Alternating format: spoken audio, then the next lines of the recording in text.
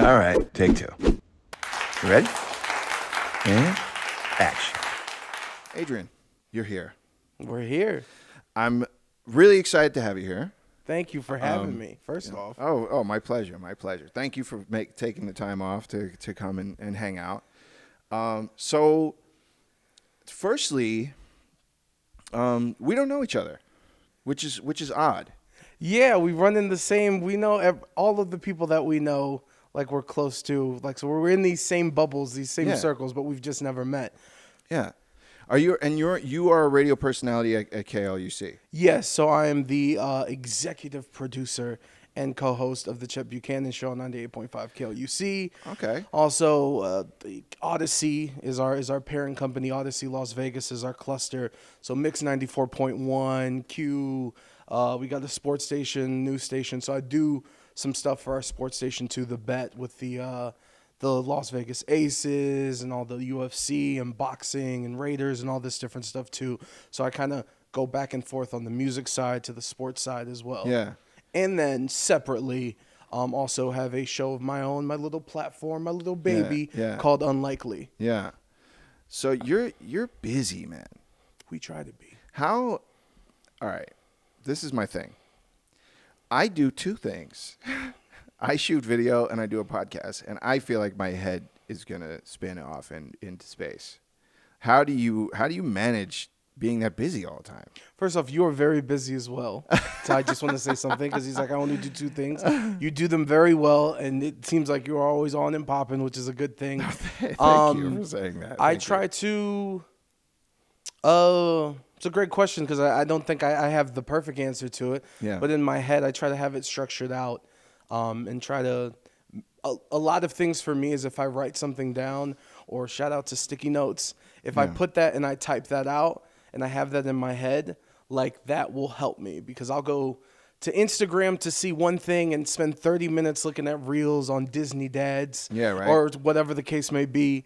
So for me, it's kind of prepping myself and writing a schedule. Like for instance, last December, I saw something where this guy, he talked about how he was challenged by his friends because it was his content creator homies.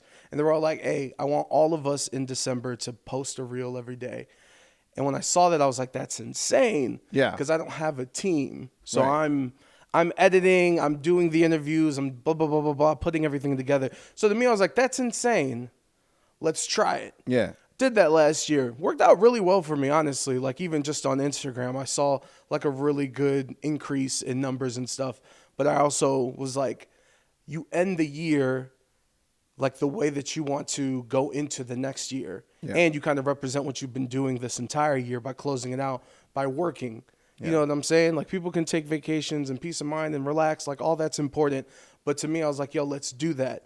So I'm doing that again this year as we speak. Okay. And just writing out, knowing what I've done and knowing like this entire year of like, oh, I want to reuse this. I love this clip, and kind of writing out, okay, this is what I want to use. This is what day I want to use it. Now that I know what it is, it just in my head, it makes it easier. Still have to re-edit it. Still have to do all this stuff towards it. But the fact that I know exactly what I'm trying to do with it helps out. Yeah. So writing out stuff, long story short, really, really helps. Okay. See, that makes sense. That's probably why I'm so disorganized because I don't write anything down ever. But I'll tell you what, I bought a whiteboard, and we have our calendar app, and the calendar app even sends you notifications, but it's just not enough. It's not enough. Yeah. So the whiteboard, I wake up, I see that on there. I'm like, oh, what do I got? I got a busy week. Oh, what's coming up? Oh, Thursday's this. That's right. And then my brain starts, I'll start. Really, it's less. It helps me less with organization and more. I'm thinking of ideas, but it's something.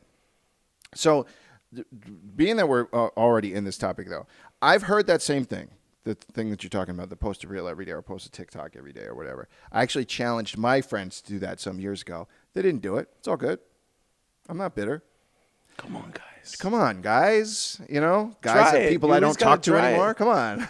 So, and that's why. but yeah. So all right. So this is what I really want to know. Because we see stuff like this on social all the time. Hey, do this. But you're actually doing it. So what does it look like? Like, are you filming every day? Are you editing every day? Are you doing it all in one batch and then you're scheduling it? Like, what specifically, how are you pulling that off?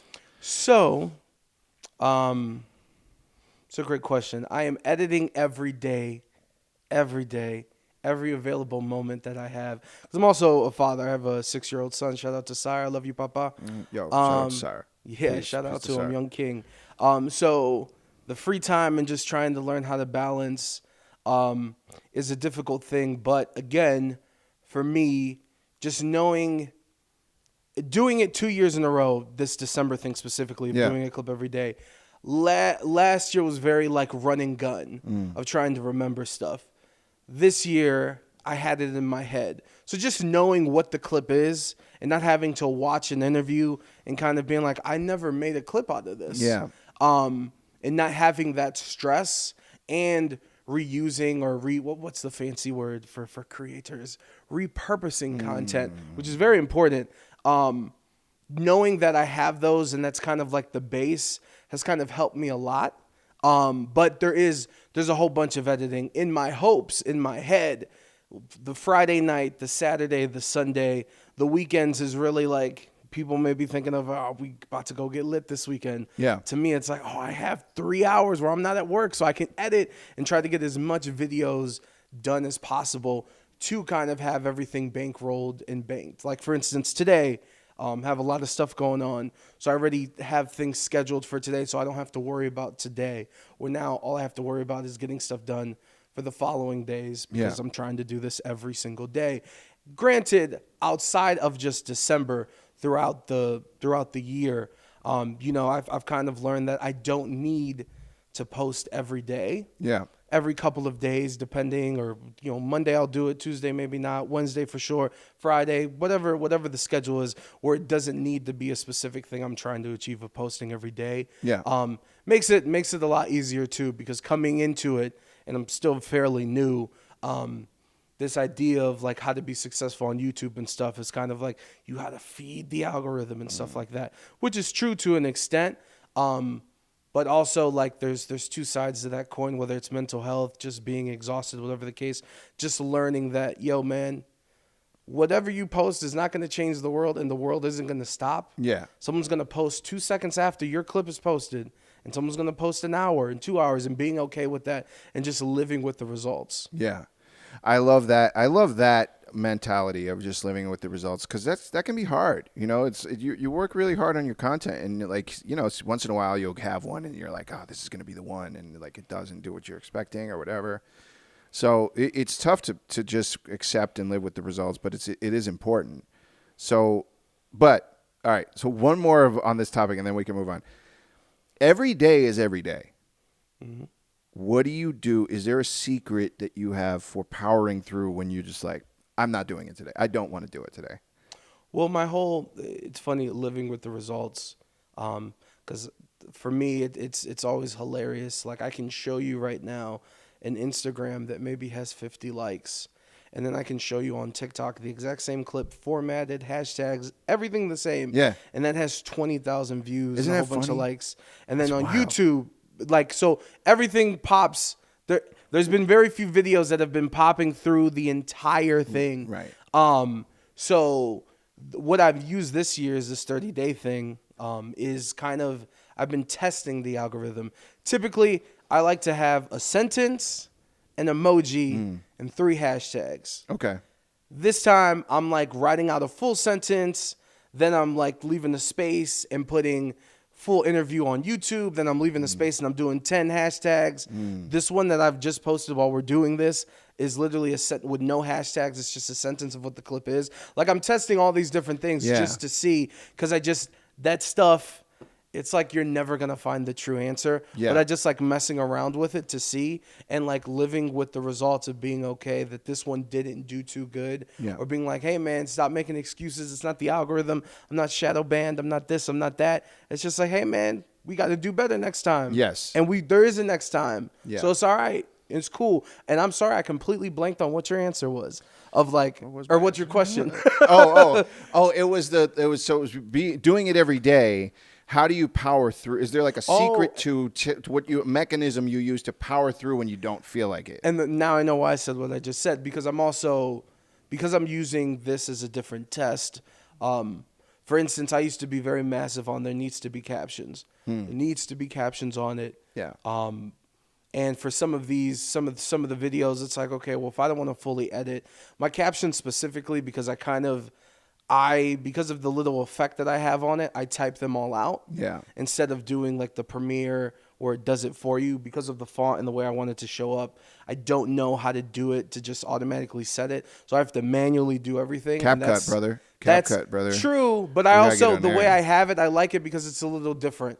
Yeah, It's a and little that different is than everybody. And that's me, nice. and it's annoying, and I'm wasting 40 minutes doing this on a minute clip. But what I've started to do is like, okay, if there's a day where like I don't really want to do this, I'm going to put what the video is about, like in a caption, like to add the text on the video and kind of do that. And that's another way for me. It's like I don't do that. Like I just said, I'm always I'm caption guy, but to test it out. So it's like, okay, and it's kind of a cheat code because now I don't have to spend. All I need to do is put the clip together, and I'll put the sentence on the video of what he's talking about, and let's see if this works. Let's see how this does in comparison. Yeah. I'm usually right because captions always get more likes, but it's a good test. Listen, man, it's funny. I was just talking about this earlier today, and really, well, two points. First of all, the fact that you're testing stuff out. I was talking to a client about this. I'm trying to set up a contract where I'm going to be handling their social stuff, right? And one of the things I told them is like, they're like, "Oh, can we do this and can we do that and can we do that?" And I'm like, "Listen, like there should really not be any unless we're like starting a YouTube show." There really shouldn't be anything that we're always doing. You should always be trying new stuff because first of all, you never know what's going to be the next big thing, but also you are not only keeping your content fresh by doing different things and thereby keeping your audience interested, but also you are doing what you said, which is like you're kind of tapping and testing the algorithm to see what's going to take off and what's not, and then you can tweak and take little elements of this and see like what worked here, and you know what I mean? That kind of thing is important. No, it is, and also just the type of clip. So I do a lot of wrestling interviews. Yeah. So there's a clip. There's this guy. His name's Gunther. He's a massive Austrian, 6'7". His move is a slap and a power bomb that looks like you just died. Mm-hmm. He's not. He don't talk on a microphone. He's not robot. Like he just wrestles. Yeah. Very old school. Very crazy. So like I said, he doesn't talk on the microphone. So we don't know too much about him. Yeah. He has an accent. So all these different things. So the clip is 6 seconds, and when I interviewed them, he just had a son. His son was maybe 2 months at the time. Yeah. So I ended it, and I was like, hey, man, welcome to the Dad Club. Congratulations. And he has a big-ass smile. And that might be like the third time WWE cameras have documented this guy smiling on or off camera, behind the scenes, in a ring, whatever. So I was like, look, I made this guy smile. That's 6 seconds. Typically, I like to post like a minute clip with like a good story, like a good 60 seconds worth of stuff. Yeah. But this is just a 7 second, like, hey, man, congratulations on being a father. Thank you so much, with a big ass smile. Boom. So just testing out these little things too, which is like, yo, I don't want to edit I don't want to spend 45 minutes editing this. Well, I'll take a 10-second clip where maybe the guy's like, yo, thank you for asking me that, or blah, blah, blah, blah, blah, these little instances of testing those things out too, because it doesn't always need to be the same thing, to your point. Yeah, I totally agree with that, and I'm glad you brought this up because I have questions about this. For sure. I mean, you interview. To say that you do wrestling interviews is to downplay it. Like you're quickly becoming the guy in the world of professional wrestling on social media, which is awesome. So my first question is, how did you get started in that? I'm assuming you were a fan, and sure. And the other thing is, what inspired? How did it happen, and what inspired it? Well, first and foremost, my dream is always to be on the radio. Yeah.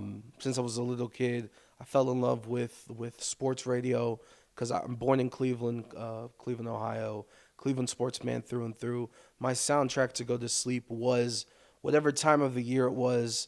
I was either listening to the basketball game, the football game, or the baseball game, going to sleep. And like, you know, the post game shows where people call in and like, hey, he should be fired. He should have put him in the game. Blah, blah, blah, blah, blah. Yeah. I love that. I didn't want to be the person hitting the home run. I wanted to be the person discussing that. Yeah. Yeah. So I got on the radio, and I remember in college, I had a music show and I started interviewing people, and I really enjoyed, like, the art of conversation is amazing. I love that.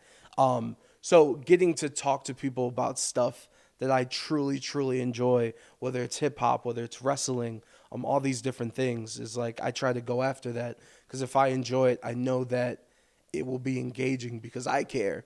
And selfishly, a lot of times, like I don't try to aim for a headline TMZ question. I don't try to aim for prisoner of the moment type questions. I genuinely try to ask things that, like, I thought of when I saw this moment, what first came to my head or what I wondered. I love that. For better or for worse. Yeah. But to your point with wrestling specifically, you know, being on the radio, you're certain that you're going to talk to touring things, whether that's comedians, music acts, wrestling, like whatever hits the road, they want to promote. So I always, whenever wrestling would come to town, I've been in radio in Tampa, Phoenix, and then here in Las Vegas for the past, 6 years. Crazy. Just whenever they would come to town, I would always take the interview. But about 2 years ago, and my fandom, there was only like the middle school years of my life were the only times that I wasn't a wrestling fan. And when I got back into wrestling in high school, which seems like the opposite, everyone's like, when you grow up, that's when you stop watching. When I got back in high school, that's when I also learned about, like, not just watching the shows, but the behind the scenes stuff, all these different things that, like, everything that happens behind the scenes is like, honestly, they should put that on camera as opposed to what they're doing, because then that would be so entertaining. But knowing that there was this whole other world, I was hooked, and I would always try to get to interview them. Moving here to Las Vegas, we're the sports capital of the world, brother. So, I know, just like that, huh? Just like that. In the last 10 years, like, boom. Now here we are. Whether you can talk about New York and LA being the biggest cities in the world, or in this country, like, Vegas is the sneaky, should be in that top 3. Absolutely. Because unlike every other city, you don't know who's here whenever. Exactly, yes. From athletes to entertainers to adult actor and actresses, a whole bunch of, you just never know who's here. And in the sports world, coming to Las Vegas, there's more events from everything here. So there was more chances to interview WWE stars. So I always took those opportunities. I'm kind of rambling here, but the moment that really changed was Undertaker. I had the opportunity to interview the Undertaker because he did a one-man, it wasn't stand-up. It's like Mike Tyson when he did that show on stage just talking about his life. Yeah. He did that at the Cosmopolitan at the Chelsea. And I had put in a request when tickets went on sale. I was like, yo, I want to talk to him. They're like, yeah, so does everyone else. Right. And he doesn't, this is before he started his podcast and became a YouTuber. Yeah. So, like, he was only on, like, Joe Rogan, ESPN, and Tony Hawk. This is the only 3 interviews he did. That's wild. But I still put in the request. Yeah. I guess they needed help selling some tickets, so they came to me and they're like, hey, actually, we can get you 15 minutes. So I had 15 minutes, and I'm so thankful. The interview was like, it was a last-minute thing, so there wasn't any time for me to overthink. But I did the interview, and I'd also seen he did 5 of them, me and 4 others, and I watched all the other 4, and the other 4 were like big. They weren't even local Las Vegas stuff. He did one for ESPN, the biggest CVV, the biggest interviewer in wrestling. And specifically with that, I watched that one, and his interview was great, but he got 40 minutes with him, and I got 15. And in my heart, I was like, yo, my interview is better than his. No disrespect. I don't mean this in like a disrespectful way. But it was just like, yo, mine is comparable, and he had so much more time. Because, again, we're selling something. So I have to, out of respect, I have to ask him about his show, and it's not necessarily everything I wanted to ask. So after that weekend of watching everything, I was like, yo, I can do this. Yeah. So I'm going to go after it. And so from that point forward, and because I enjoyed it so much and I loved to do it, like, to me, it's not necessarily work. I was like, yo, I'm gonna go after this, and we'll try to see how far we can take this. And about 3 years later, where we're at right now, and everything this past year has been a complete blessing. Some of the names that I've been able to talk to is crazy. If I replicate a year like that and take 10% of it, cannot complain. We love that, brother. Love to see that for you, man. Thank you. It's awesome.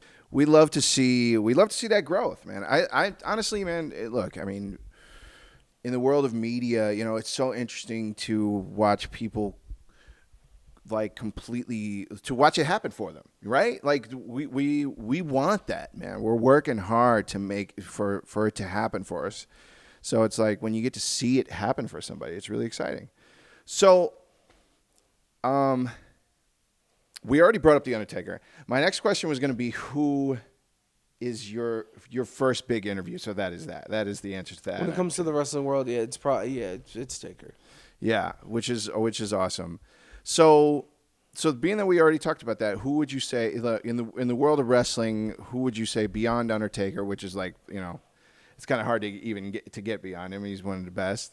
Who would you say was your like biggest interview outside of him?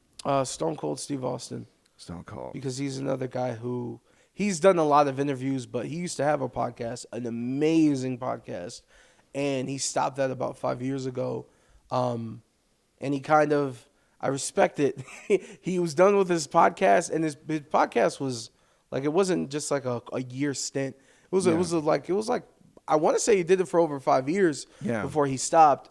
So because of that, he was like, I'm wrestling out. I've talked about my career, so I'm good. And he lives in Reno too, and Nevada. Yeah. He moved. No He used to have his Broken Skull Ranch in Texas. He moved. He has it outside of Reno. He's he drives. I should know this after doing the interview. But he races. He's like, they're like dune buggies, kind of. Okay, like, and they do crazy like razors. Like, similar to that. They do this. The reason why I got to interview him is because they did a race that starts here in Las Vegas to Reno, and you're just I know in the exactly desert. what you're talking about. The Baja, the Baja Grand or something. Shout out to GVI Racing. And so they were here for that, and I sent it, and I'm not thinking. You always send the request. The worst thing that can happen is that they say no, and the world doesn't end, but you at least get the answer. No what ifs, no Marvel what ifs. Like, you just have to ask. And I did. That's good advice. And they were like, yeah, we'd love to talk to you. And I got to talk to him for about 30 minutes, and it was cool. And I was also proud because, again, out of respect and with the information I just told you, like, this wasn't a wrestling interview all the way through. In fact, I was kind of disappointed. There was a couple questions I wish I would have asked more to wrestling. But like the world that he's in, this isn't just, it's not NASCAR, it's not F1. It's like, no, they're in the desert. There's not a track. They're just like, no, get there. Figure it out in the desert. It's like, how do you pee? How does this work? You have a team. You have a guy next to you telling you, like, hey, what happens if there's what are they called when the tornadoes, but they're not sandstorms? And all, like all these different elements. All these different things. So it was like, it was fascinating. And I could tell the guy on his racing team, who's an amazing driver, and he's up and coming, and he's like dominating. He wanted him to be a part of the interview. So that just lets me know. And so I was like, now there's this third. I'm not a racing expert. Now I have to bring this person in. So there was a lot of different factors, but all that said, it turned out to be great. And he gave me this crazy compliment at the end. Because it's funny, because about 3 years ago, I sent him a DM. And I was like, hey, man, today, because today as we're recording this, it's Stone Cold's birthday. So I remember. It's today? No kidding. Happy birthday to Stone Cold Steve Austin. Shout out to you. Shout out to you, brother.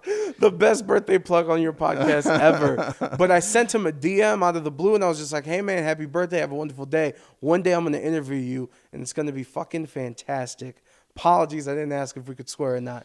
But that's what I said. You're chilling. And to be able to go back and, like, show him, I was like, that's crazy. That's cool. Manifestation, right? Speak it into existence. Absolutely, 100%. So Stone Cold for sure. Trish Stratus was another one, just because these are like, they're legends and they're retired and they don't do much. And wrestling, they're kind of like comedians. They do a million interviews. A million interviews. So they've been asked everything. Yeah. So to be able to have genuine conversations and spark their interest, like a lot of people don't realize it, but Lil' Kim did Trish Stratus's theme song, which is crazy back in the time. I did not know that. Yeah, Lil' Kim did. In fact, like one of Nicki Minaj's first songs is a wrestling theme song. Like there's all these little tidbits that. I also did not know that. Yeah, it's crazy. I love Nicki. Shout out to Victoria, who she did the song for. But to ask her about that and just realize, like, you could tell in her voice, she's like, yo, not enough people ask me this type of stuff. So to get that, those are like, not just because of their legendary status and everything, their names that they are, but the conversations that we actually had. So those are two big ones. Another one's The Miz, just because he was from Cleveland. And I'm from Cleveland, and like that was my guy growing up. So to be able to ask him stuff, it was like cool, making my younger self proud. I was like, that's dope. Well, all right, so just before we move on from this, just for my own fanboy sake, because I used to be like the most hardcore Stone Cold fan.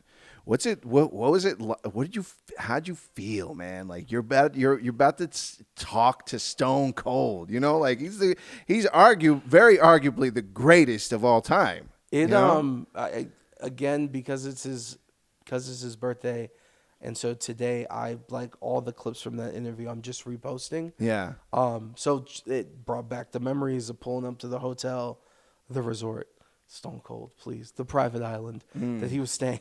And it was very surreal, but he was very down to earth. I remember he was surprised at the setup that we had, because he's like, they just told me this was a radio interview, and like we had a setup similar to this, which is top notch. We appreciate that with the cameras and stuff, and he's like, oh snap, cool. Thankfully his because again his whole racing team was down there, so like there was a family. His team was all around before they moved out to another room when the interview actually started. But they were cool, so it just felt it was a good little atmosphere. It wasn't pure silence. Yeah, because that can be tough when I've been in those situations where you're there and then like there's this big personality right there and it's a room full of 30 people. It's dead quiet. And you're just like, all right, I guess we're going to start. It was the opposite. And we had a moment, we got to talk before. I got to thank him for his podcast. I was like, hey man, that stuff was great. You need to bring it back. So that kind of helped as well too. So yeah, it is one of those things. Like I think I mentioned with the Undertaker, I was so happy that there wasn't that much time before it happened, just because it doesn't allow for me to overthink. So like if these things happen spur of the moment, always stay ready, I guess. But then it's like I don't have time to think about other stuff other than getting ready to do it. So it doesn't like freak me out as much as it would have. That's a perfect segue, because I wanted to ask you how do you get ready? How do you prepare? Like you down the pipe, you got this week you got to interview some huge legend. You know what I mean? How do you prepare for that? So because I'll never forget when I saw the email and they were like, Undertaker's booked. What are you talking to him at 1 p.m. Whatever the heck. I remember as I was freaking out, I closed my laptop and I screamed out. I was like, let's fucking go. I don't have to do no fucking research because I've watched his whole career. Yeah. So it's kind of like that. Yeah. Now what I'll go do is I'll try to watch some stuff that's very niche of someone's career. So like if I'm interviewing The Rock, I can go back and watch his matches with Stone Cold, sure. But it's like the whole world's seen that. So I'll try to like find little moments or these little interactions that he's had or they've had to try to like remember this time you were at this birthday party, like that kind of, something real specific. Just very, very, very random or things that I know that haven't been discussed very much. Like I interviewed Cody Rhodes and a couple weeks ago with Complex Con being down here. And he once had a match versus The Big Show. The Big Show's a huge dude. Yeah, of course. He had a tables match. Concept, you win the match by putting someone through a table. They did this thing that I've never seen before where basically The Big Show was trying to get in the ring and there was already a table on the floor. So, like, Cody pushed him. And so Big Show, he, like, felt like he was going down to the floor out of the ring. So he put his foot down. But he put his foot down through the table. So he didn't get slammed through a table or anything. He just accidentally stepped on it. Yeah. And that's how he won. Yeah. And I was like, yo, that's like the most genius, stupidest way to end a match. It's like if you have the match where you have to stay on the ground for 10 seconds and then you get caught, like you're out, the match is over. Yeah. And you duct tape their feet to the ring. It's like some stupid Looney Tunes crap. Yeah. So the Big Show steps over it, and like I was like, that's the most genius way to end the match. I asked him about that. Yeah. He hasn't been asked that before, as far as I know, because I'll search. Because I don't like doing that. That's what gets me agitated, is if I ask something that a million people have asked, because then it's like, now I'm not doing my job. I like that you have that mentality. I do. Yeah, I'm not trying to, I was, full disclosure, I was here a little later than I said I would be here. Like, that's super, I apologize. I wasn't going to rat you out. I was gonna say No, I'll say it because people's time, time is valuable. Time is money, and respect to everyone's time. So I'm not here to waste someone's time by asking them their 4 greatest wrestlers of all time, in your opinion, things like that. So I just try to find those niche moments, and honestly, just ask questions that like I've gone with the philosophy of asking questions that I really want to ask, and up until now, it's led me down a good path, I'd say. I love that, man. And it's important to be authentic, because then you're just going to be zoned out. You're not going to care what the answer is if you don't care about the question, right? I mean, that's how I feel. Like I always tell people when they come on the podcast, some people get a little worried. I don't know why they would be if they've seen the clips. They're usually pretty feel good. It's usually pretty feel good stuff. Yeah. No, I'm not like trying to pull hot takes out of anybody, but if they are nervous, I'll tell them, like, listen, if we want to talk about fucking tacos all day, like, it doesn't matter. I just want to get people, I just want to allow people to get a sense of who the person is behind the work. You know what I mean? Yeah. So another question I have for you is, what is the most unexpected or surprising thing that you learned about someone? I mean, it could be a WWE or AEW, or it could be any interview you've done. You got me thinking. I've done a lot of interviews. Most unexpected thing I've learned. I mean, this might be an answer that's like good for the camera, but it's just like understanding that these people are people. It just seems simple enough. Yeah. Try to approach that with like common courtesy, respect. Back to the point of like, hey, make sure that you're here on time and things like that. And just like having that approach, a lot of times, people, I guess for lack of a better term, people treat other people or celebrities or people with names, with fame or whatever, that like, they treat them like they're a headline, for lack of a better term. So like, yo, if there's a certain topic or there's a certain thing, one thing I love to do is when there's people that have passed away that I really, really love, in hip hop, I was fortunate enough to interview Mac Miller. And now if I ever talk to someone who did work with Mac Miller, I like to ask a question about them.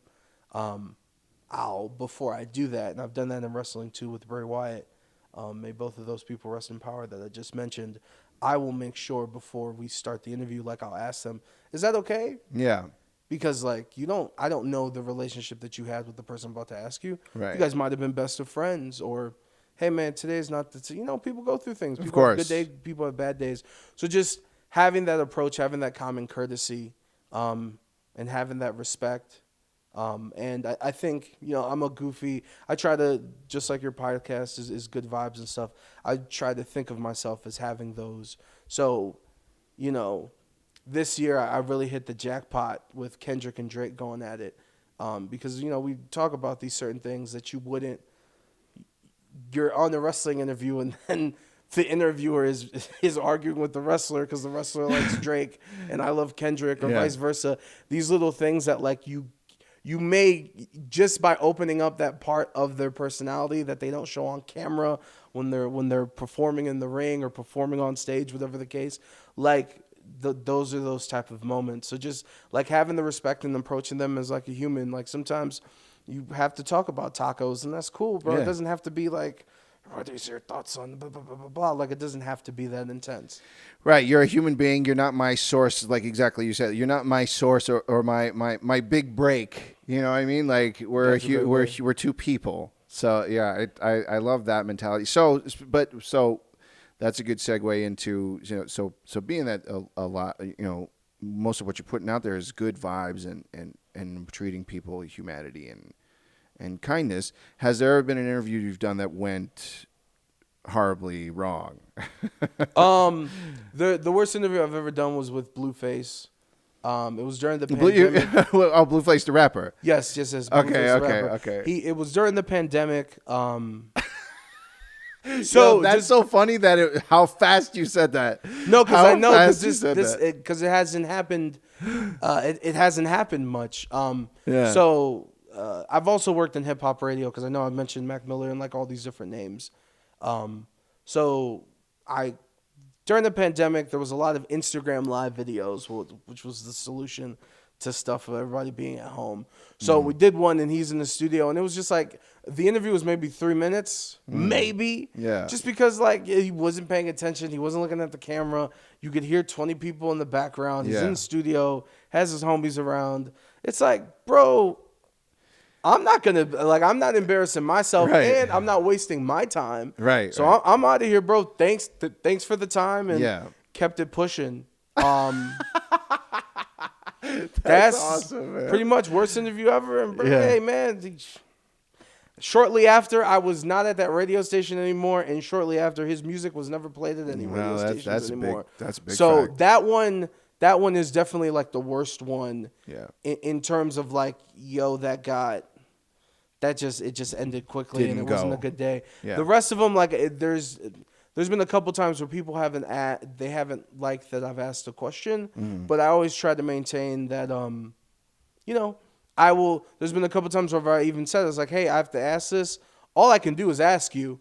In football all the time, post game, like, we're on to the next team, next question. Yeah, of course. So, like, you could do that. I can't force you. I can't force anybody to say whatever. So, I just, they might have not liked that I've asked something, but I always try to have that common courtesy and go above and beyond and saying, like, hey, if this makes you uncomfortable, I apologize. I have to ask it. It's in the headlines. It's in this moment right now. Is there anything you want to say? Yeah. And if they say no, on to the next question.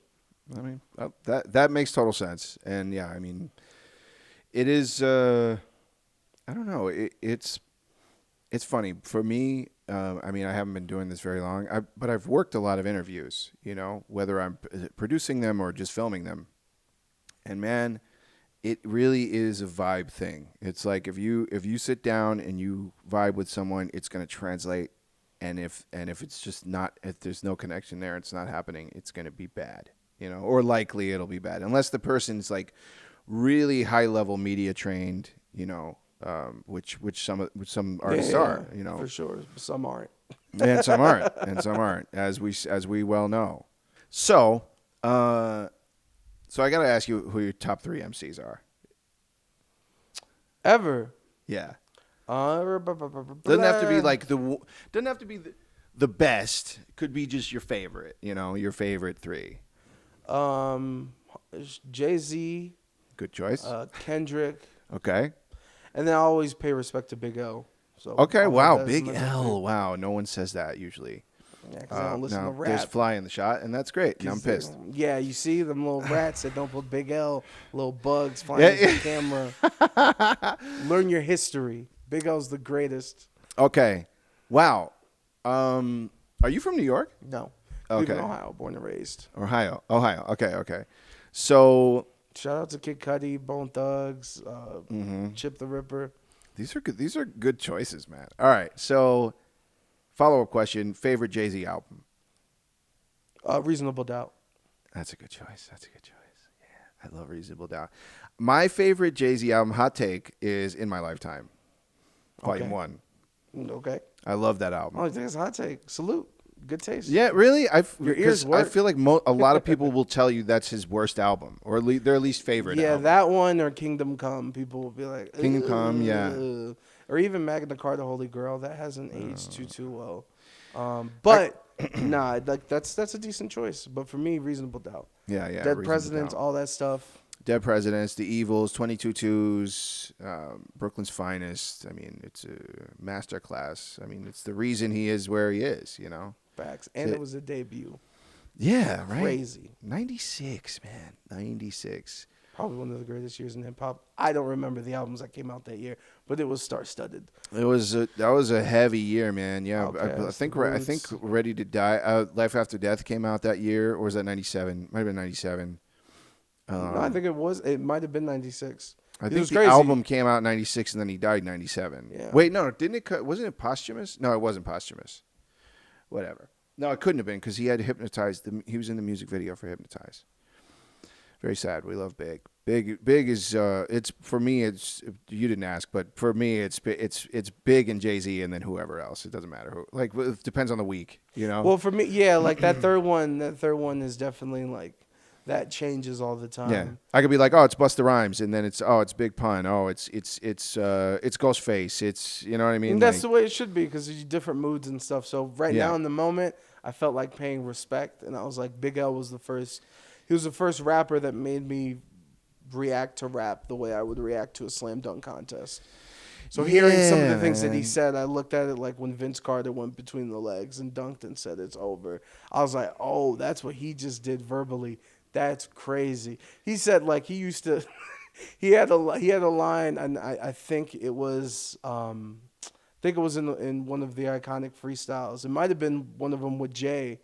When they pulled up to Bobito and Stretch. But basically, all he said is like, yo, I'm from New York, and I was never a fan of the Knicks. And that blew my mind. I was like, he doesn't even like them, and he's from there. That's crazy. What type of villain? He's doomed. Like, what is this? You don't like your hometown team? yeah, pack you up, bro. The simplest Pack you line. up. I was like, that's crazy. Anyway. I love that, man. Yeah, Big L's a great choice. You know what's funny? I'm sure. How old are you? I am a 31. Okay, you're 31, so you're much younger than me. I feel like Big L was before my time. I remember like Big L, like the guys older than me were like knew his. I really didn't know much of his music. You know, only just like the stuff that would end up on mixtapes and you know just like I mean at that time, we're talking about the 90s in New York. You know, you'd have every week your buddy would have gone to the deli and bought a new DJ Clue mixtape or whatever. Then later on is Green Lantern and DJ Drama and all that. So it's just like what reaches you is only ever what what's on that stuff. At least for that time until the internet. But. Well, if for me the internet and these little internet and hip hop forums and stuff like introduced me to these Big L. Shout out to all these iconic moments again on Bobito and Stretch, like on the internet, to hear these freestyles and to hear these things and be like, yo, yeah, man, this is great. Who is this guy? In fact, my sister lives in New York, so I try to go there as much as I can. But every time I go to New York, I always make it a point to get on the subway and to go on his mural. And I stand there for 10 seconds, look at it, I go, wow. I say thank you, and then there's a McDonald's across the street, and I'm a big dude, so I usually go get a water. And then I get back on the subway and go either back to her place or go do something else. But I always make it a point to just go there, salute, give a little bit of reverence, and then go about my business. So That's shout what's out up, to man. him. So I got two more for you. That's it. We're all day, baby. No, go for it. So what is there a specific career highlight or a turning point in your career that you can remember that really was like the thing that changed everything?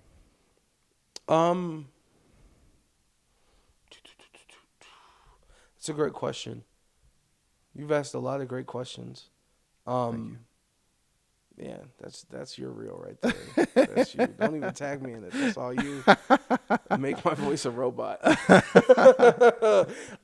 So it kind of goes back to the Undertaker interview. You got to keep in mind, like I'm in radio, the business. the phrase that people in radio like to say is the radio business is not dying. We are changing with the times. Radio isn't what it used to be. And if you look around off camera, you talk about Cameron and Mace. I'm a big sports guy, so I'll bring up 2 examples. Look around, you see Pat McAfee, you see Stephen A. Smith.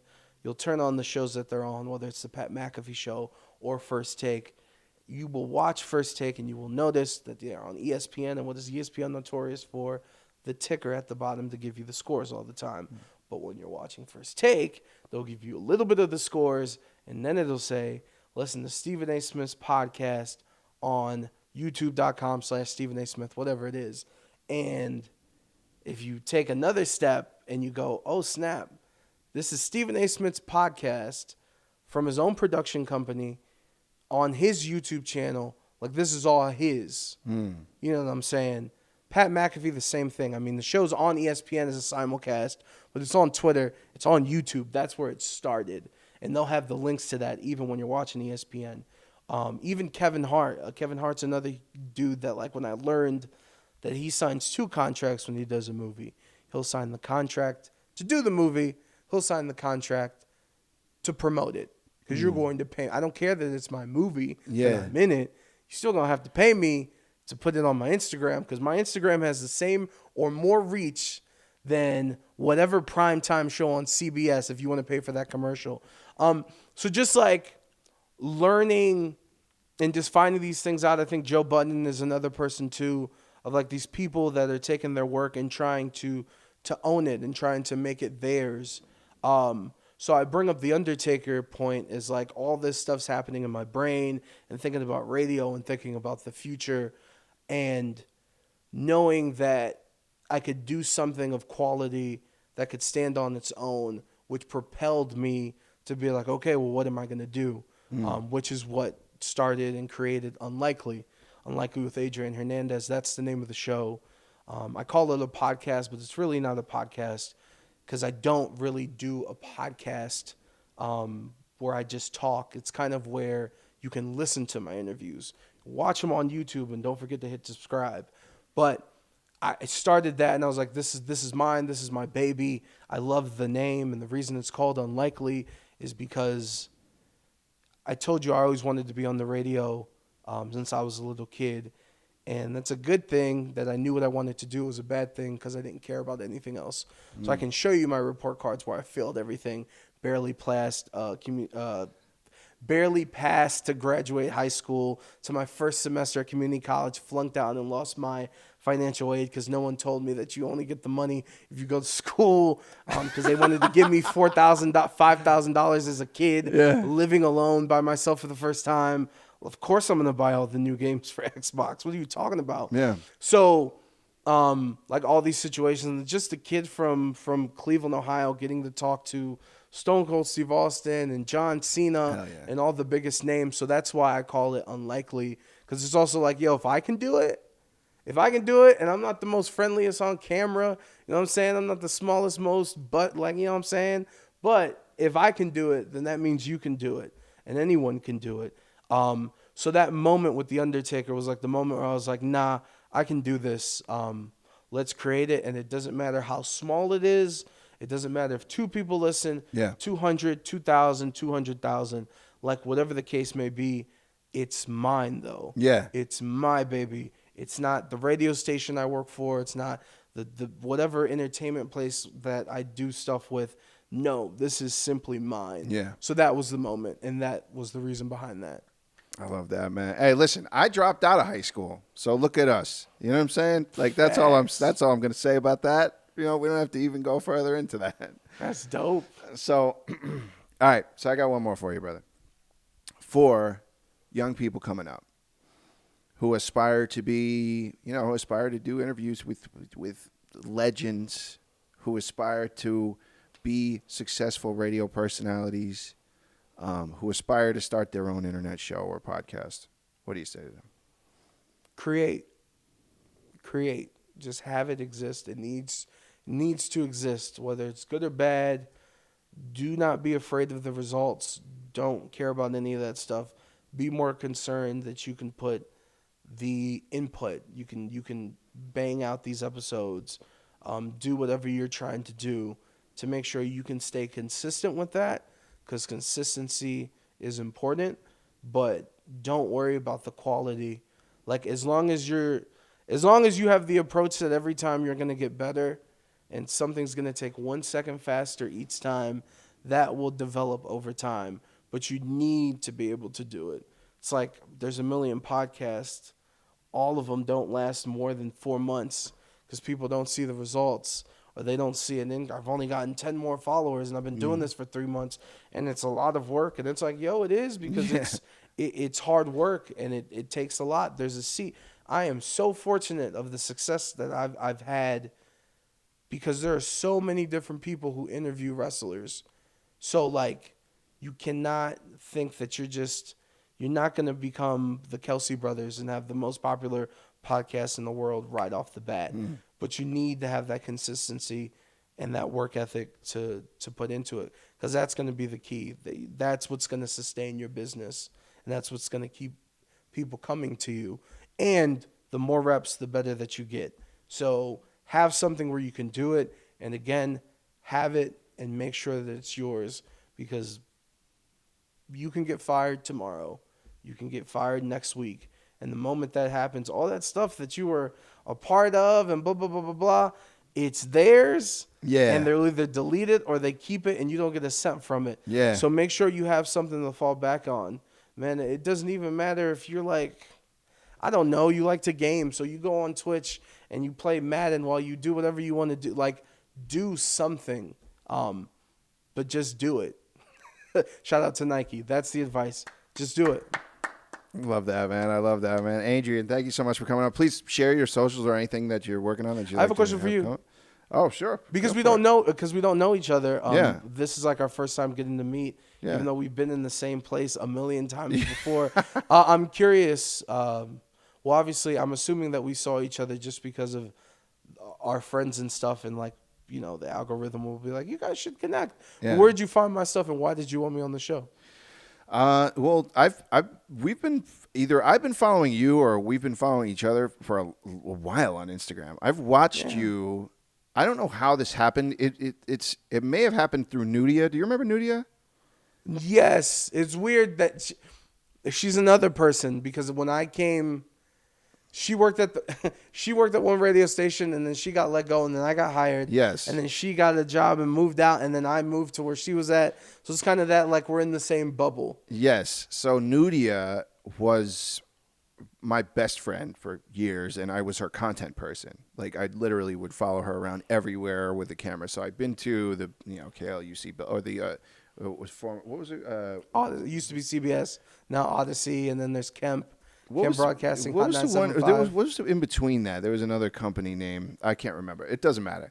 I've been in that building several times, and that's how I met Bojo, and Natalia and Cali Cat was not in that building, but the other building, and Franzen and several other Shadow Red. I mean, I know a lot of that circle. So I'm thinking we must have met at some point. She must have introduced us at some point. And then we connected on Instagram, and then just never hung out or talked again. But I've been watching your Instagram for years. I'm like your ex. You know when you break up with a girl and then she just watches your story forever. That's me. So well, thank you. Yeah. And I remember when you were first getting started, I'm like, oh, this is pretty cool. And then it's all of a sudden you're like, oh shit. You're like, is that Stone Cold? Is that so it's like, wow, this is great. And so the reason I wanted to have you on is because the thing, look, when I first started this, I'm like, I'm going to interview everybody in the profession, and I'm going to interview the lighting guy and the grip guy and the you know what I'm saying? Yeah. And then I realized, like, that's not fun for me. What's fun for me is exploring the different ways that video is being used for, people to succeed and have a career. That's what video is meant for me. Is it was an avenue for me to be an entrepreneur. So, and not to say I don't want to interview people in the industry, and I'm still doing that, But I wanted to open up and branch out to, like, I have an episode with a casino surveillance operator. She operates 1,000 robo cameras. You know what I mean? So yeah, I want to explore all the different avenues of video, how people are succeeding in it, and find out what it is about it that works for them, that doesn't work for them, and but really the mission statement of the podcast is to just get to know people that are doing the work. You know what I mean? And that's really my only goal is that. But if there's some interesting information or learning to be had, then great. Oh, that's fantastic. Well, I'm glad to be on. Hell yeah, man. And to follow up, I will answer your question now. On Instagram, on TikTok, at Heavyweight Radio. You can search Unlikely with Adrian Hernandez on all the podcast platforms. And one day I will have everything in just one name that you can search everything. Yeah. But until then, I have to tell you the YouTube, which is youtube.com/ADRIANCLE93. Just put Adrian Hernandez in wrestling and you're going to find me. Subscribe. Please do that. Subscribe. Click the link. Gonna put links to those interviews. Make sure you subscribe. Adrian, thanks so much for coming on, bro. Of course. Thank you, that. brother. Thank you. My God. Yeah, we did it. That's another one in the books. That's fire. Perfect timing, too, right? Right, as soon as she comes in. Right